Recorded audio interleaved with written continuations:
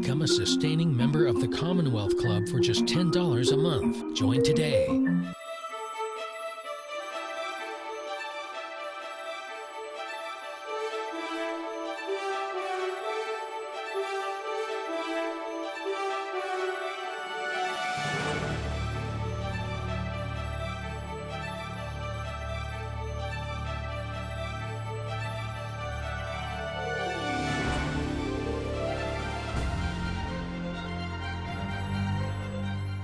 Hello, everyone, and welcome to today's virtual program at the Commonwealth Club. My name is Ken Broad. I'm a founding member at Jackson Square Partners here in San Francisco. The firm is a proud supporter of the Commonwealth Club, and we are pleased to underwrite today's event with Dr. Euan Ashley, Professor of Medicine and Genetics at Stanford University, and the author of the new book, The Genome Odyssey: Medical Mysteries and the Incredible Quest to Solve Them. In the book, Dr. Ashley explains the science and medicine behind genome sequencing, both how far we've come, but also how we are still in the early days of our genome odyssey. Dr. Ashley will be joining conversation today with Anne Wojcicki, founder and CEO of 23andMe, a company that enables individuals to better understand their genetics and DNA.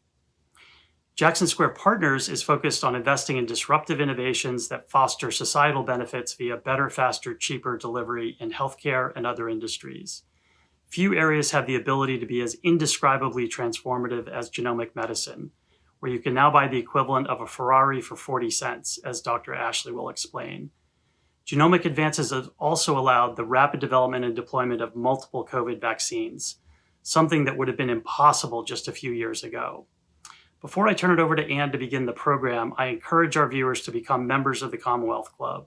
To learn more about membership and its benefits, please visit the club at www.commonwealthclub.org. To support the club right now with a tax-deductible gift, please click on the blue donate button on your screen. And now, over to our moderator, Anne Wojcicki. Thank you so much. It is such a pleasure to be here, and it is such a pleasure to be introducing Dr. Euan Ashley, who is a longtime friend, also a neighbor, and somebody who my whole family is close to. And obviously, we've had the great pleasure of being able to work together in the field of genetics and research. So I have to say, part of the reason why we started 23andMe was out of this passion for curiosity, and that I love science, I love genetics, and I love that sense of discovery. Like, it really is, it's better than Christmas. It's better than opening a present and having, making a discovery. And so I have to say, your book, science books are not always the most riveting, but you do such a phenomenal job of giving that sense of the hunt and discovery. And so I really just want to open with that, is why did you write this book? What's some of your favorite stories? And, what is it that, tell me about that hunt that you have been on. Well, yeah, I mean, what a pleasure. And thank you so much for doing this here today. Great to chat to you. And there's a few other people out there as well. I wrote the book because I live in awe of my patients' life stories, from day to day, just what they go through. It's just incredible to me. And I felt that I really wanted to share that more broadly and really tell the sorts of journeys that they go through.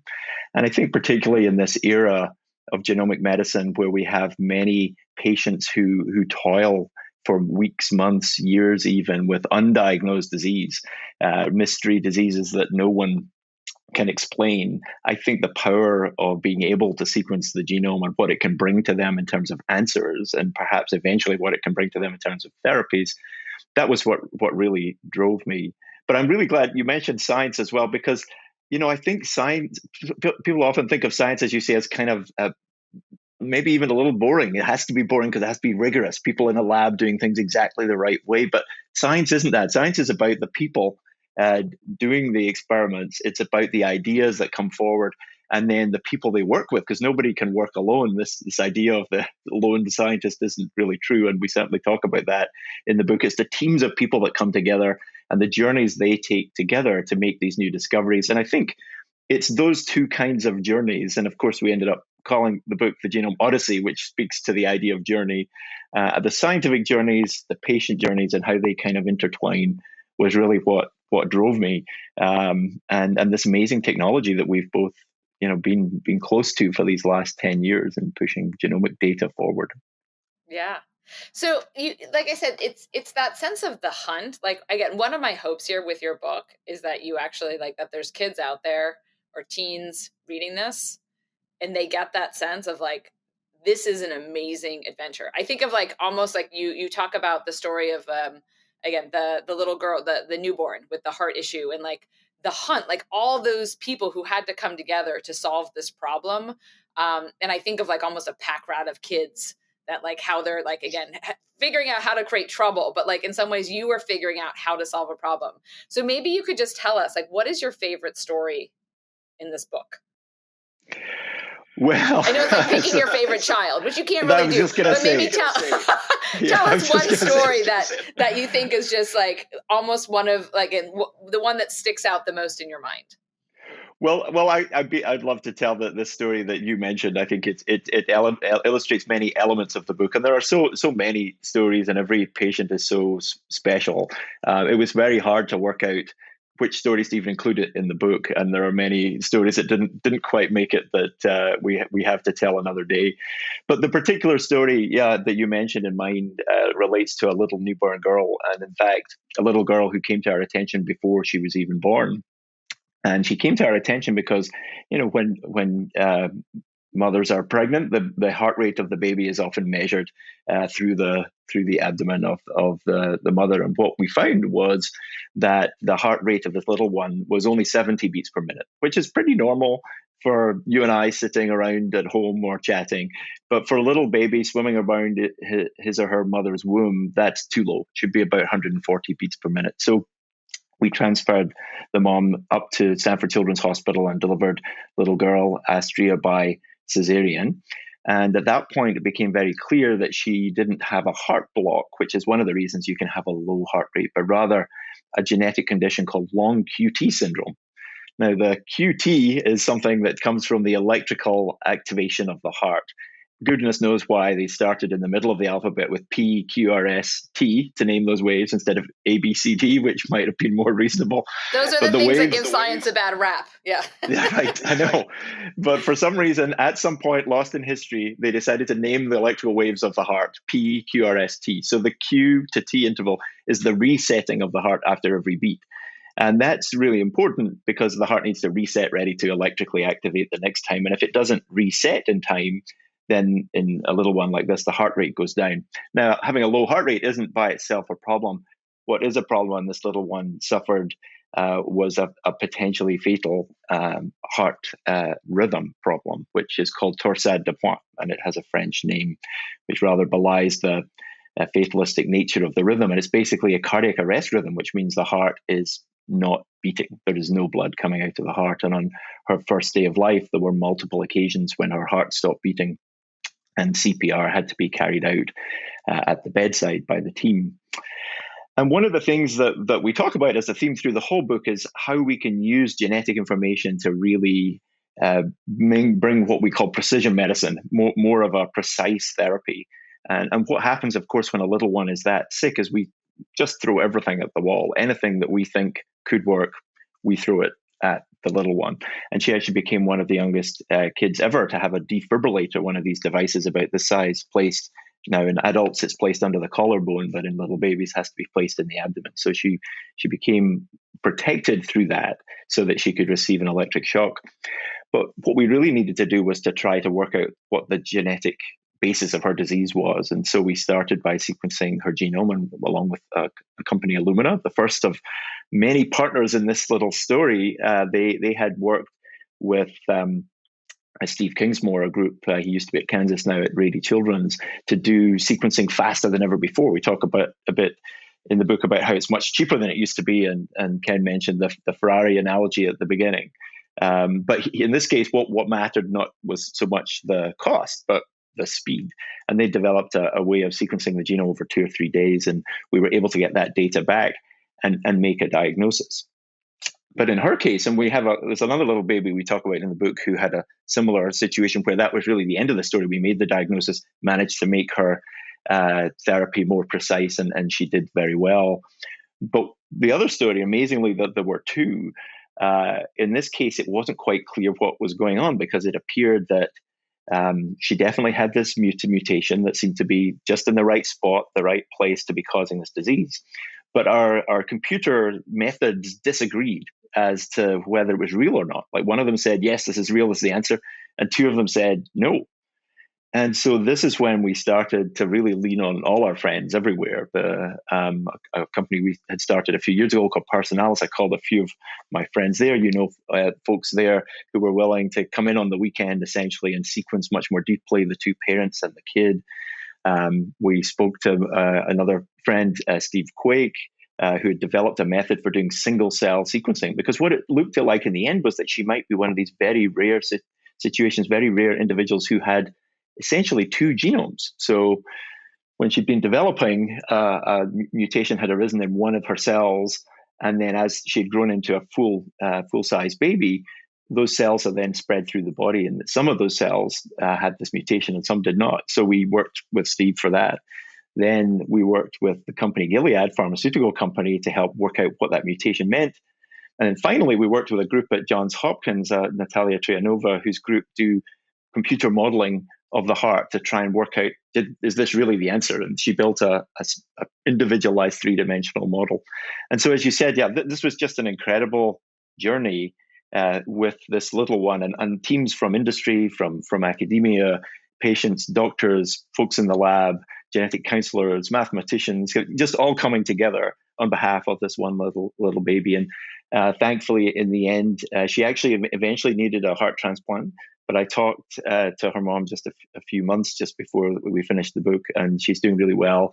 Had her 5th birthday recently, and the story has a very happy ending. So, yeah, it's for me just a really fun opportunity to try to bring people together from different places. And I think, as you said, if kids are thinking about what to do with their lives, then I hope this kind of a scientific adventure on behalf of patients might be something that they'd be interested in.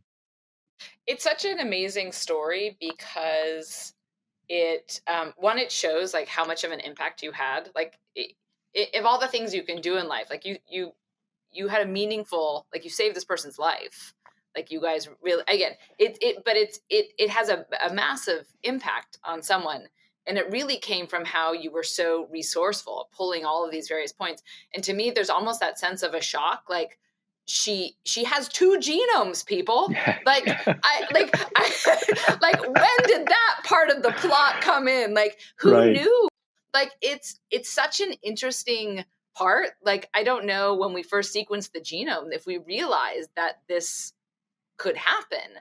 But that's to me, it was like, it's almost that moment of science, like, holy cow, you can actually have this. You can have the mosaicism, and then you have the chimericism. Like, you can have different, your body's not all the same.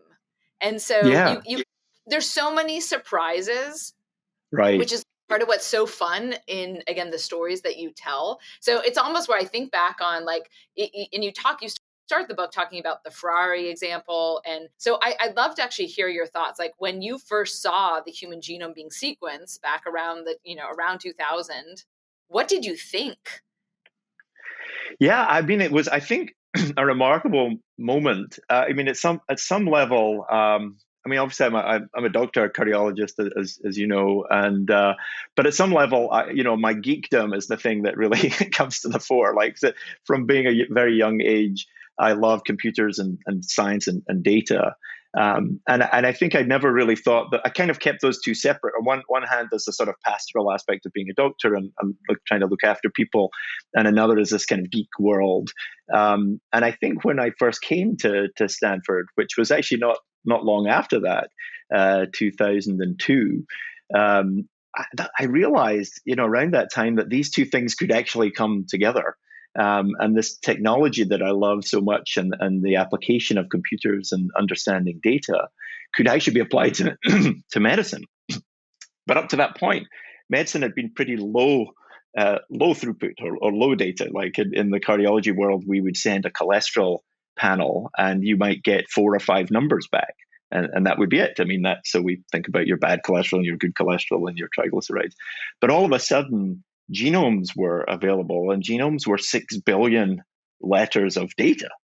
And the idea that medicine wasn't really set up to deal with that kind of data was a lot of what drove me. I mean, I think that just in those early days, as I mean, at the beginning, there were only obviously this one genome that cost $3 billion. At least it was funded, the Human Genome Project, 10 countries, 10 years.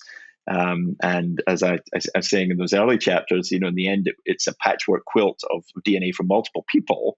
So it's about half a genome, but it really underlines the reference sequence is what we've used all these years since to build tools like the ones you have at 23andMe that can begin to describe really important things about people's genetic makeup and democratize that information. And that's what I think has been exciting about bringing down the cost. And I think that we mentioned the Ferrari a couple of times. I should explain that for people that haven't. I mean, basically, there's a famous graph that the National Human Genome Institute put together that shows this incredible decline in the cost of sequencing from $3 billion, which it was in the early 2000s, to $500 now, maybe even a little less, to sequence a human genome. And that level of reduction in cost is just spectacular and kind of unprecedented, maybe even in the history of medicine.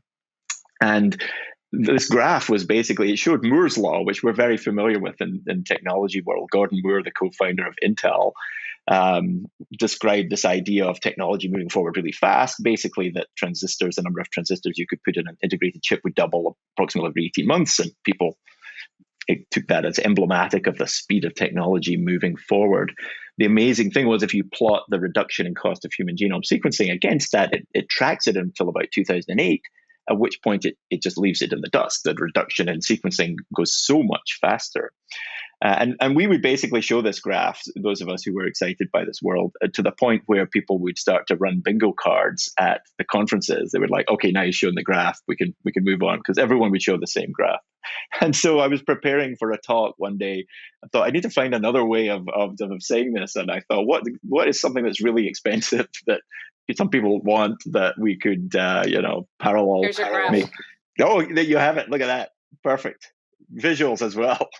Visuals as well. I'm service moderator. That's incredible. It's incredible. Plus gymnastics as you lean backwards. So this is some stretching. That's right. We've got to get that going too. So yeah, the Moore's law shown there at the top with that white line. And then the green line is the reduction in cost of human genome sequencing. Look at that. Pretty incredible. All the way down to It's pretty amazing that's happened. So go on. Yeah, just incredible. So, but a graph is a graph, and some people love graphs. I love numbers, but so I thought, I was sitting there making slides for this talk, and I thought, well, people like Ferraris too, so I should look at a Ferrari. And I would drive past one actually on the way home when we used to live in Menlo Park. There was a Ferrari garage there, and I would, being a junior doctor at Stanford, academic, a little bit out of my range, but I would do mental math in my head, and I'm like, well, if that car that was like $350,000 was as cheap as genome sequencing was now, and it basically was 40 cents at the time, and if you convert it to today, which is a few years later, it's probably 5 cents or maybe even 1 penny, depending on which number you use. So I started including that in my talks. And actually what happened is that's all anyone remembered afterwards. And so people would come up to me years later and go, I saw you give a talk 2 years ago. That Ferrari thing, I like that. And I would like, okay, well, if you remember one thing, that's probably it. So when it came time to put the book together, I thought, well, maybe that's an analogy that helps people understand just how rapidly this genomic data is now available. So yeah, absolutely. Kind of amazing. Everyone can relate to a low-cost Ferrari. Yeah, right. But a Ferrari for you, and one for you, and one for you. Yeah, so exactly. It's almost like an Oprah thing. Coming down in the same cost curve, but it is. I mean, it's remarkable how much genetic information has become, cheaper to acquire. So that kind of is my next thought, and when I think back on that moment when the first sequence came out, and then we talked Francis Collins came out and talked about the opportunity for the human genome to really transform how you predict disease, you prevent disease, and you treat disease. So do you think, like, how far do you think we are on that journey? And what have you been excited to see happen? And then what do you actually wish you saw more of? Yeah. Well, I think the first thing, start the last chapter with this quote that I love from Bill Gates, which is that most people overestimate what they can do in 1 year and underestimate what they can do in 10. And I think because it's 10 years now since then, and maybe a little bit more than 10 that many of us, including you, I think, have been involved in this world. I think that's really true. When in 2009 and 2010, when the first genome, we worked on Steve Quake's genome, and he was the fifth person in the world to have his genome sequenced. We had the sense that maybe, by next year, naively, like in 2 years, everyone would have their genome sequenced. And I think that clearly that didn't happen. But on the other hand, 10 years later, I think we're at a really interesting point. So how did we get from there to here? The first thing is that I think we all thought that initially pharmacogenomics, the idea of using genomic information to help prescribing, the idea of personalizing medicine through prescribing, was the next big thing. And it didn't quite happen, and it still hasn't quite happened, but I do think we will eventually get there. What happened quite quickly, though, which was really exciting and really reflects the content of the book, was that the genome became really relevant for these people with rare disease, genetic disease, undiagnosed disease. And within just a few years, the genome, or perhaps sometimes the exome, which is just the 2% of the genome that is represented by the genes, and they could sequence just that 2%, that became much more commonly available, to the point that we were starting to solve these conditions. About a third of the time has remained about the number over the years. And it has just been transformative for that group of people with rare disease. And so I think that's been a major change, and to the point that we now are sending genomes and exomes routinely, almost every day we're sending them for someone in that setting. But what I think is really interesting now is that we now have gotten to the point where I think we have enough information on large populations, and some of it is through large academic groups coming together, like all of us here in the US or the UK Biobank. Some of it, of course, is through companies like 23andMe, where very large millions and millions of people have their genetic data stored. And what that has allowed us to do is get to the point where, as well as having information for the folks with rare disease, and just this is the week of rare disease. I should mention that the last day of February every year is Rare Disease Day. So this was Sunday, just a couple of days ago. Of course, it's the 28th 3 years in a row, and then 29th some years. And so for rare disease, that's 1 in 10 people. So usually people are very surprised to learn that 1 in 10 people has a rare disease, which means that collectively rare disease is as common as diabetes. So that's where most of the impact of the genome has been so far. That's a significant impact. But the question I get asked most often in my cardiology clinic is, when's the genome coming for the other 9 out of the 10 people, the people who are going to get heart disease, who are going to get cancer, who are going to get these common diseases? And that is, I think, why right now is a really exciting time, because the genome's had this impact on those with rare disease, but we now, through these large groups, have the confidence to be able to refine our estimates for these common diseases like heart disease, heart attack, diabetes, high blood pressure, cancer, using what we call polygenic risk scores. I know that these are familiar to both of us, but this concept of using genetic information across the whole genome, where each individual variant is a small effect, but you add them together and you get a significant effect. So, for example, the genetic data we can get from your genome is a better estimate of whether you'll have a heart attack than asking someone if they smoke, or knowing if someone has diabetes, or knowing what their cholesterol is. And of course, the most important way of doing that is to essentially put all of those data together in one prediction model. And we've been working recently with a company. Peter Donnelly is one of the leaders in this field. I know that you know him well from Oxford, from early early after this information became available, and we have been working recently with them to think about what those scores look like and how that might integrate with those kind of regular risk factors. And I know you've been working in that area too. Mm-hmm.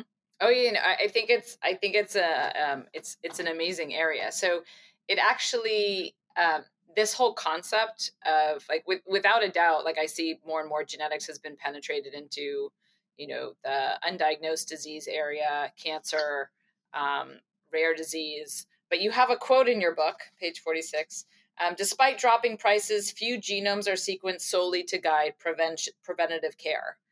And that to me is really sad.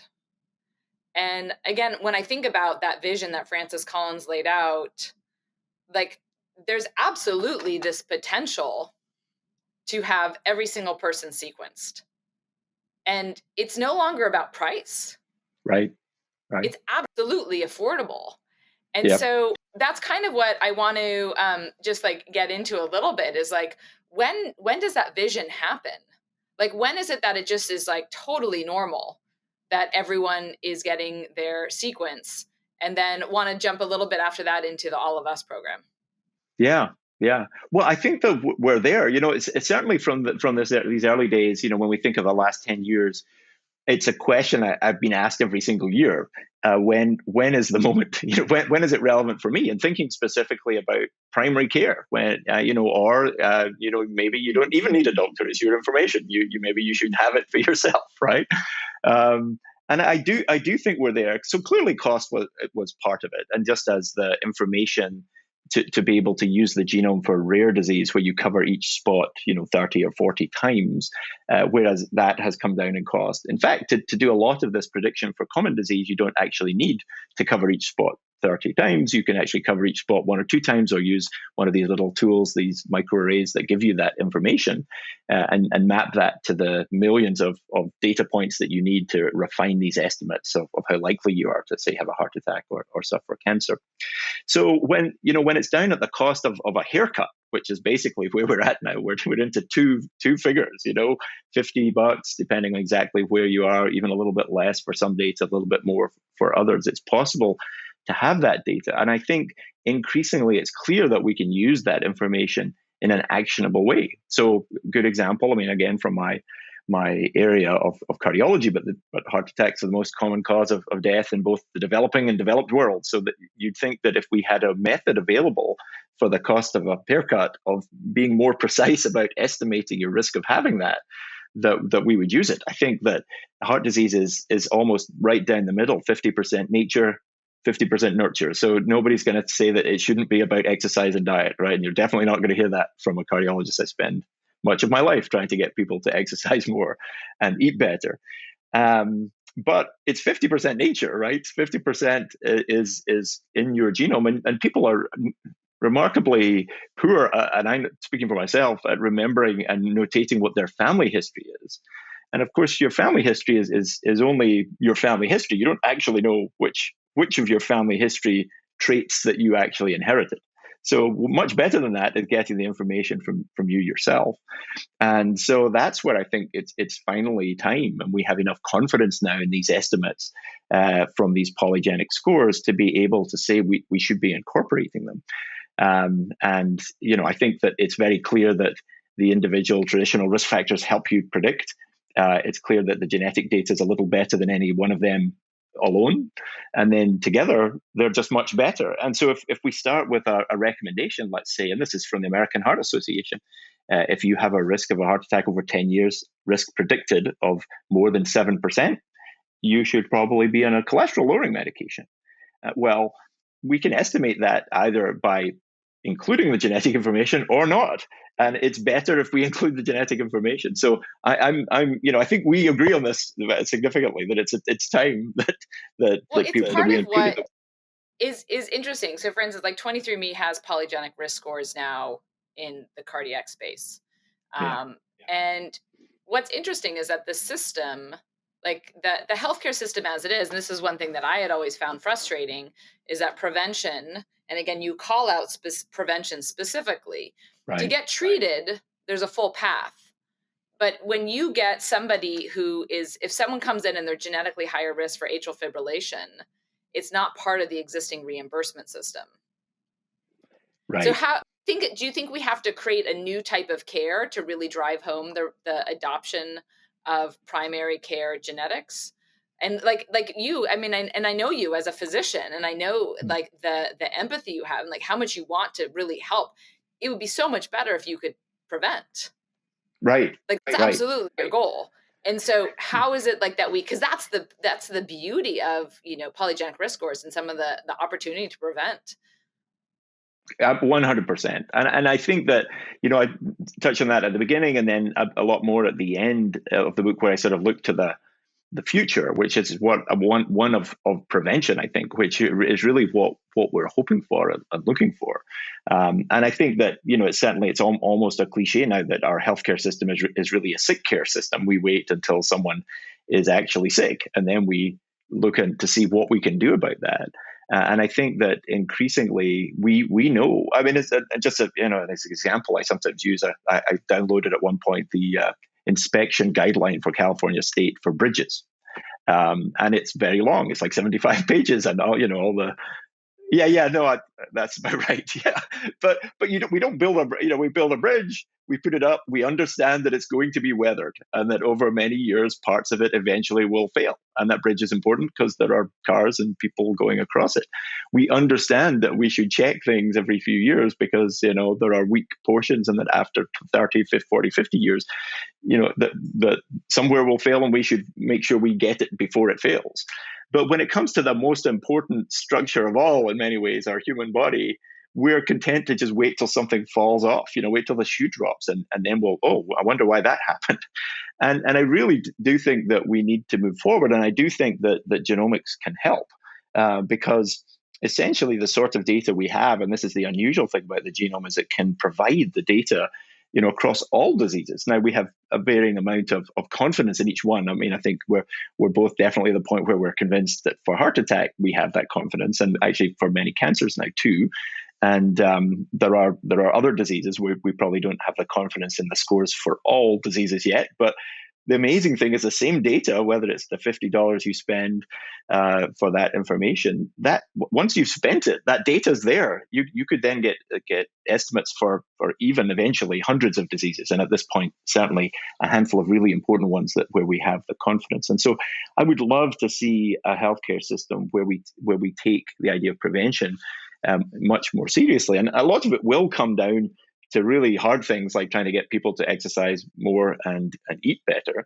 But I think that information is power, and it is really empowering to people to understand. Everyone starts out with a pretty high chance of getting either heart disease or cancer.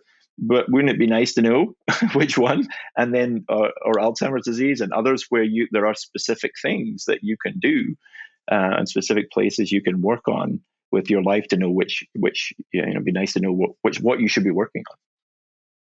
Absolutely. So I'm going to ask one more question, and then I think for people to feel free to send in their questions, and then I'll turn it. I see a couple questions have already popped up, but then I'll turn over the questions. But you talk a little bit about All of Us, and you talk about it quite a bit in the book, but then you just mentioned it briefly in this conversation. I'd love to hear your thoughts there, and then also the potential for All of Us, and what do you think that what will that drive, and what will the end consumer eventually be able to get from that? Yeah, so for those who don't know, All of Us is the major program that came out of what was announced under President Obama in one of his State of the Unions, and what was formerly called the Precision Medicine Initiative. And this is the cohort program, the idea of that really came from the highest level of government. Actually, one of the really fun things that I got to do in the book was dig a little bit into the history of a few of these, and I was lucky enough to, with help from some folks who were part of the Obama administration and the Office of Science and Technology Policy, folks like Claudia Williams and DJ Patil and others, be able to kind of get an inside view.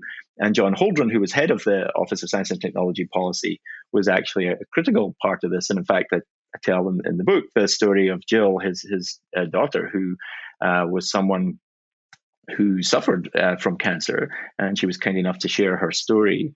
And really, she became very motivated because she understood that there was a family history of cancer, and she was really pushing her dad, in this case, to be tested. And eventually, he was tested, and he was found to carry a genetic variant that would predispose her, if she had inherited it, to cancer. And she was then immediately tested, and she had it, and then she had some investigations and was found to have an early form of cancer. And so she almost immediately went to surgery. And so the very beginnings and the origins of this story were at the highest levels. I mean, they're literally in the Oval Office, and she spent time with President Obama. He was very interested because of his own family history of cancer in his mom. And this really drove the bringing together of threads that had been sitting there for a while. So Francis Collins had talked years before, he's the head of the NIH, about bringing together a cohort, and others had come forward with the ideas that had kind of not quite gathered their momentum. But when they were given that momentum from the president, it really took off. And in that part of the story, I also talk about Eric Dishman, a really inspiring patient and inventor, innovator, entrepreneur who helped at the beginning lead that program, and so now step back a little bit. But it really came from that place, and the idea was to have 1 million individuals sign up to be partners, and this was one of the most amazing parts of it, and I think really influential, I hope, for other studies going forward, because that had not been the norm, to think of the people in the study as partners, not just, certainly not subjects, not even participants, but really partners in the science that would be ongoing. And so people willing to share their medical records, their genetic information across a diverse group in the US, and then be willing also to be followed up. So there's a digital platform that Eric Topol and others have been championing. Josh Denny and others now running. Stephanie Devaney running the program centrally, and they're hitting targets for diversity. They're hitting targets for getting hundreds of thousands of people in, and they've even started to return some of that genetic information back to those individuals. And so I think it's been a big success so far. But obviously, I think we're just a drop in the ocean compared to the sorts of impact that it could have. And we know a bit of the impact it could have because of some of the work with the UK Biobank. So the UK was a little bit earlier in taking on a large cohort program, had 500,000 people in the UK. And that has led to now thousands of scientific papers. And so the sharing of that information, I think, has been really powerful in terms of pushing science forward. Mm-hmm. So that taps into one of the questions that we have here a bit, is, about the future of genetic research and development. And also, when I think about what really is that potential of some of these incredible, databases, communities that have come together. Yeah, and I think, so we touched on one of the things already, which is just having much larger numbers has allowed us to be much more confident in these predictions. So when we're actually thinking about preventing disease, these cohorts, like the ones that you have, and from the UK Biobank, and from others, and eventually all of us too, give us this significant confidence in being able to predict and prevent disease.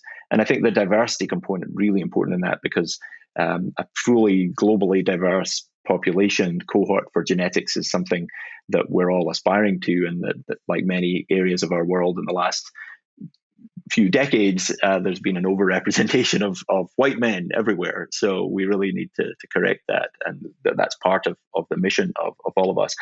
But one of the other things that I'm incredibly excited about, and there's a couple of chapters on this in the book, is using that level of population data. I know you agree with this too, but to build better drugs, discover better drugs. The amazing thing about human population, about the human population genetics, is that so much of what we might want to do with new therapies is already encoded in genomes if we just look hard enough. So there's a chapter called Superhumans, where I talk about some of the individuals who really have kind of superhuman genetic mutations. These people walk among us and they have incredibly low cholesterol, for example, or they have a little better way of pushing oxygen out to their tissues. And if we study those people, and we can find them with these big cohorts of individuals with genetic information, we can find targets for new therapies. And we can go one step further than just finding the target. And this is a little bit more complicated. Certainly won't go into the details here, but there's something we can do and just thinking about your T-shirt, it's called Mendelian randomization. This is Gregor Mendel there. And it's a way of special for you. Yeah, I know. It's perfect. So, and there's a way of basically doing almost like a kind of clinical trial that's randomized, but with the genome, because genetic variants are shuffled as a new embryo is made in a random way, and that embryo is made before any of life happens. Because of those two things, we can use that along with this genetic information to truly work out if one thing causes another. So normally that's pretty straightforward. If it rains, people put umbrellas up.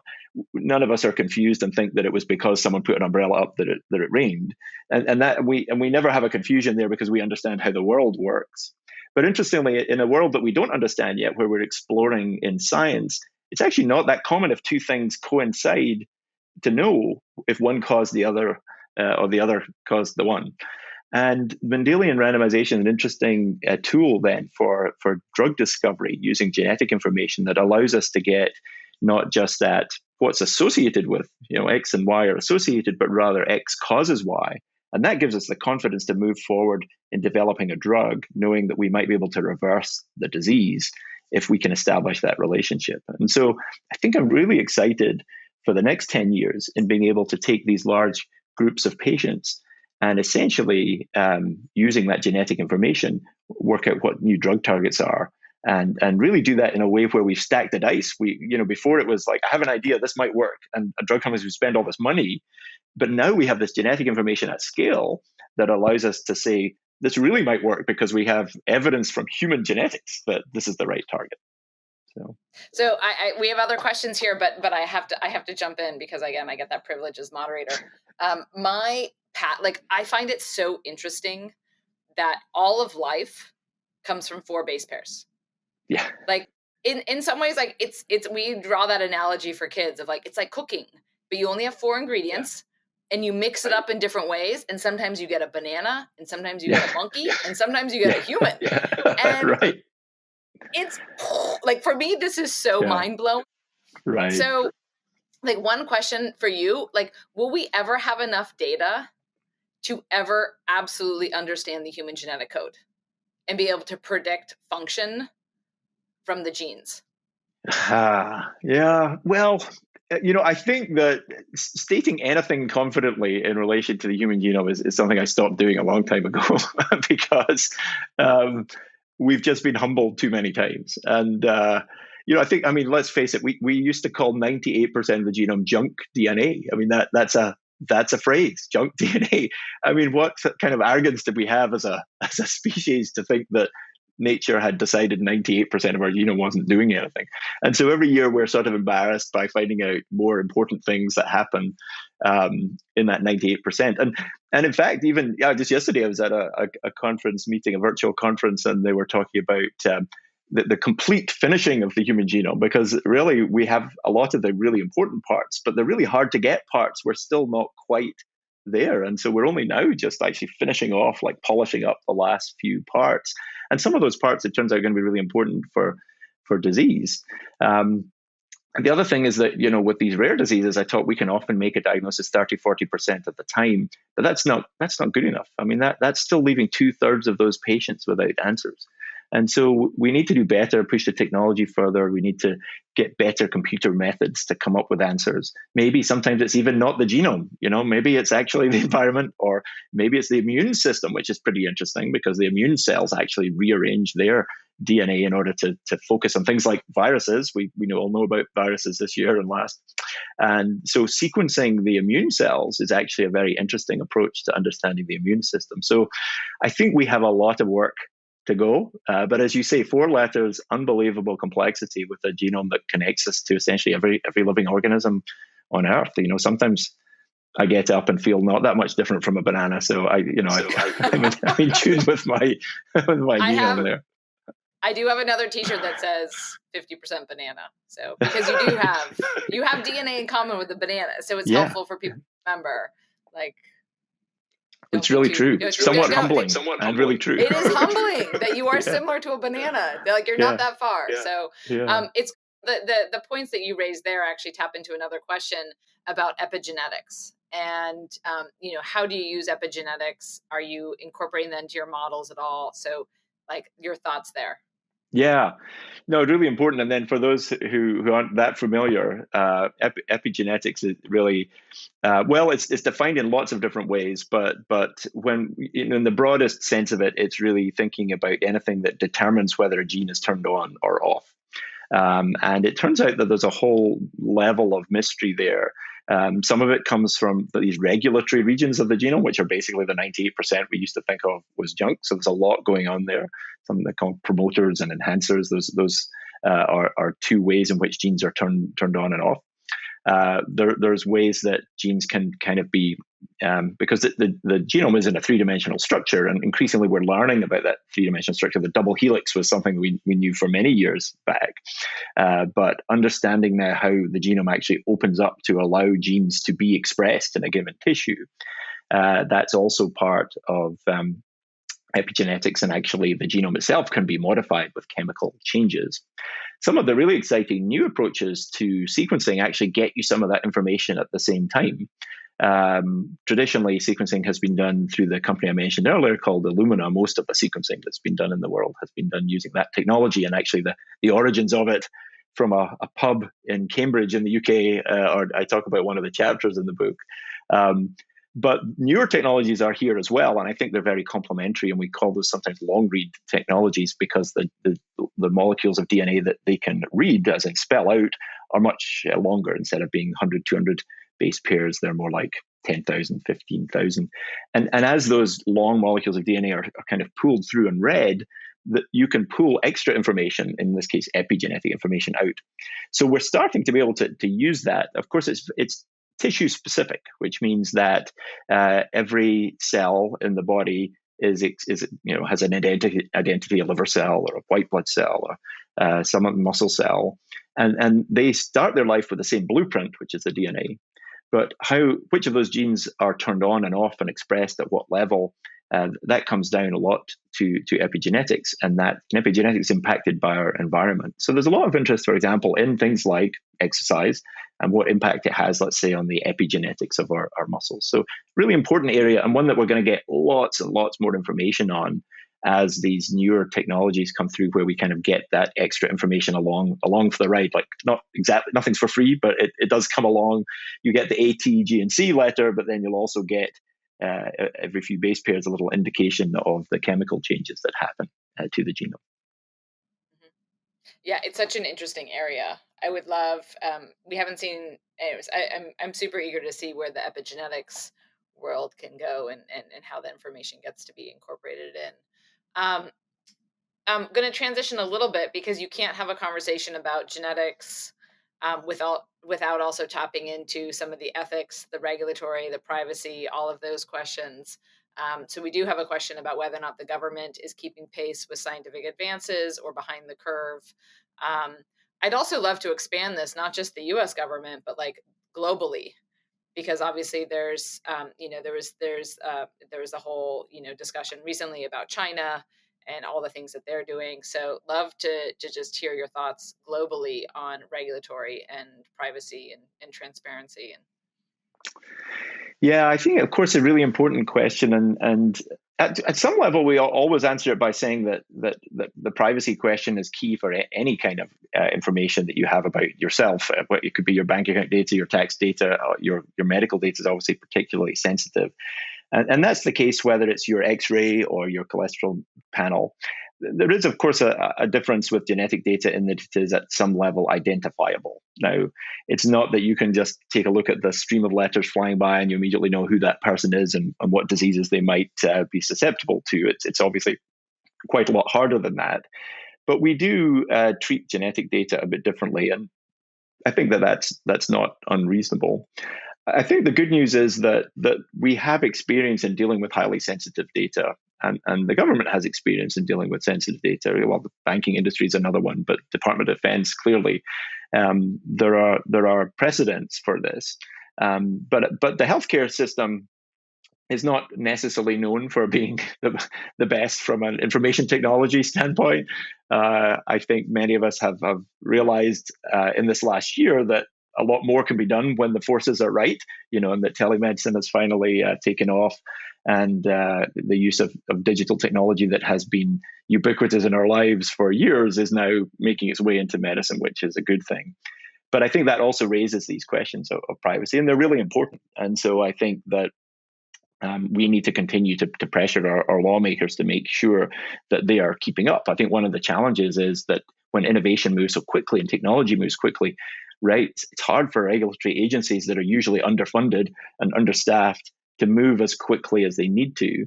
And of course, they have a narrow remit. We've had conversations like this in the context of the pandemic, and you may have read articles about the idea that while there's been great clinical testing from labs and hospitals like Stanford and UCSF and others, what we haven't really had is at-home testing. And we should be able to test at home for COVID. We should be able to test at home for respiratory viral illnesses. And we should be able to do that in a way where we can get the result right there and then. And this technology has been around, and it's been very frustrating, I think, to many that hasn't been there. One of the reasons has been that it falls a little bit in between two stones from a regulatory perspective. And so I think that's clear both for genetics generally and the specific viral genomics that has driven a lot of the diagnostic and therapeutic approaches to the pandemic. I think we're seeing, fortunately, of course, the vaccines coming through now, which is great. But what we have never seen over this whole time is the widespread application of at-home genetic diagnostic testing. And I think part of that is the fact that the regulatory bodies are ill-equipped to move as quickly as the technology allows. And so that's something that, as you said, it's not simply a US thing by any means. And the GDPR laws of Europe in terms of privacy of data have been really important, a big overhead for tech companies and for healthcare companies. They have absolutely the right heart, which is to make sure that people's data is protected. But there are times when people really want to share their data. I mean, an interesting contrast is with our patients, the rare disease patients. They want to tell the world because they're looking for anyone to help anywhere. And if there's a chance that someone else in another country has a variant in the gene that their kid has, for example, they want to know. In fact, we have examples, stories I tell in the book, in particular, Matt Might, and basically his story started when he deliberately wrote a viral blog post in the hope that he could share his family's challenge as widely as possible to be able to find an answer. So I do think we have to get the right balance between appropriate regulation that can move fast enough, obviously privacy at all turns, and power in the hands of the person whose data it is. They should hold their data and be able to determine who gets it.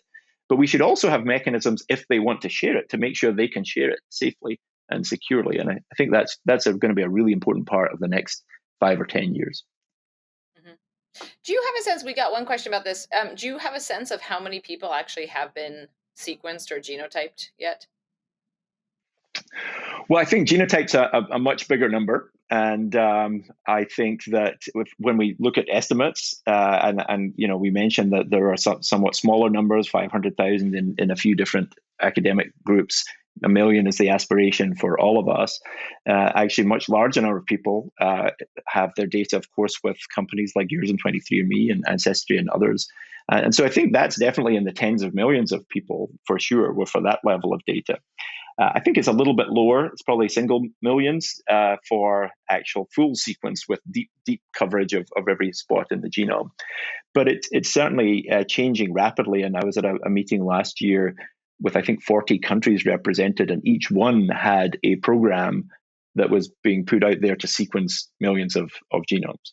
And so here, even in the US, as well as all of us, we have the Million Veteran Program that has already recruited 700 or 800,000 veterans, and over 100,000 of those already sequenced. In the UK, there's a Genomics England, which has sequenced over 100,000 individuals. So that's continuing to rise rapidly, both in terms of the more broad genetic data that's a bit cheaper, that can help predict disease, and then the deep sequencing that we use for diagnosing rare disease. So one area that Tabit, you don't talk as much about this in the book, but it's been very topical of late this month. There's been a couple editorials or articles in New England Journal and others out there about the connection of ancestry information with health. And one thing that 23andMe has done, and we published on this, is that we saw that a number of our customers who have the BRCA variant, which is typically, again, one of those 3 common mutations traditionally associated with the Ashkenazi Jewish population, that over 30% of those customers never knew they had Ashkenazi Jewish ancestry. And we see it similar as well as like people who don't necessarily know that they have African ancestry and are carriers for sickle cell. So like that, I'd love your thoughts as well. There is that an area where healthcare like starts to use genetic information instead of traditionally profiling an individual? So it's one aspect. Again, you're the physician, I'm not, but like almost the first sentence of every physician's medical record is about 45-year-old white male comes in, blah Right, blah. right. So love your thoughts there as well. Yeah, and a very difficult but really important question. I mean, our obviously the history of genetics is tied up with misconceptions on the history of race, and we have to first state, of course, always that race is a cultural concept. But I think we miss a trick, if you like, if we simply allow a mapping either directly, formally, or less formally, as you describe in a medical note, between those the self-professed cultural concept of race, which has its own independent and individual and important implications for health because of healthcare beliefs predominantly, and a biological aspect of ancestry. And I think it's helpful to use those different terms that I think is underutilized in our ability to try and actually reduce disparity across medicine. And I think you have a great example of it there. In the same way that our reference sequences in genetics have been way too weighted towards the European or Northern European population, essentially white population. Also, every other measurement we make in medicine has been too weighted towards the normal population. I mean, every time you have a sodium measured, there's a normal range. Every time we measure the thickness of your heart, there's a normal range, or blood pressure, normal range. Those normal ranges actually were not developed in a diverse population. And I actually do believe that there's an incredible change and a very powerful change coming to medicine when we learn better how to integrate that ancestry information to be able to understand better exactly what is normal and what is not, by having a much more refined estimate of the normal. That I would even like to see, as you said, the power of the genetics is that nobody has a single ancestry. If you walk along your genome, you have elements of your genome that reflect the history of the human race, and we're all essentially tapestries at the end of the day. But knowing where those different parts of your genome map, and even down to the individual kind of addresses on your genome that map to those different parts, actually, I think we really need to start using that information, and we're quite excited to do it. I mean, just one very simple example from our practice is that we often will look to decide if a variant in a gene that we found causes, let's say, an inherited heart disease. If it's very rare, we'll say, well, the chances of it causing this disease are much higher because it's not been seen in anyone else. But that's anyone else, traditionally has been anyone else in this very much European population. What we often will do is nowadays, thankfully, is be able to go to a bit more of a diverse population and check. And for many of the variants that we thought were causing disease because we hadn't seen them in the European population, we find out they're common, let's say, in an Asian population or an African population. So it's vitally important we have that information, those broad populations. But then also, I agree, really important that we start to use it in medicine as well. So I just want to end with, what is your hope? Like if we reconvene in 10 years, what do you hope to have seen happen? Yeah, well, I guess first of all, if we listen to the Bill Gates quote, I have no idea, so we're going to be surprised by whatever we've achieved. But I really do think that we're at the turning point of the integration of genetic information into medicine, and so beyond where it's had this impact to date, I think for rare disease, I think we're going to be solving more mysteries, which is great. That's the first thing. We'll get better information. We'll get information across those dark corners of the genome that we've been missing using new technologies. We'll have better computer algorithms. It'll be faster and, yes, cheaper. And when we find something, we're going to be able to compare it to tens of millions, maybe even hundreds of millions of genomes from around the world to give us real to give us real confidence in what we're finding. So that's exciting. And then I think we're going to start integrating that information into the rest of healthcare. And even things like digital data. We're able to now monitor your heart rate using a watch for potentially this rhythm atrial fibrillation that came up earlier. Well, what if your watch already knew your chances of having atrial fibrillation because it had some access to your genetic information? I think we're going to start to see that data integrated and be able to give people the power they need to take control of their own healthcare and prevent disease before it comes up.